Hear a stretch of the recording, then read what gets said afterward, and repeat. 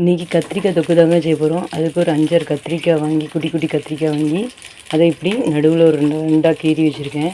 நல்லா கீறி எண்ணெய் ஊற்றி தவாவில் போட்டு நல்லா அதை வறுக்கணும்.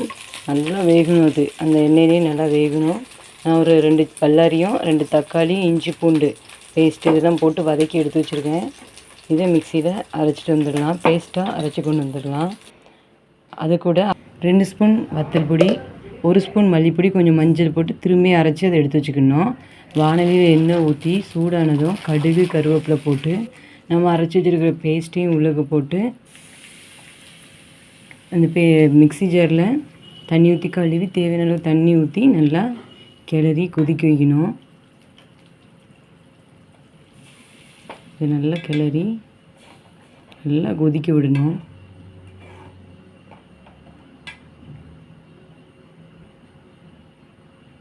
பாருங்கள், கத்திரிக்காய் நம்ம வதக்கிட்டு இருந்தோம்.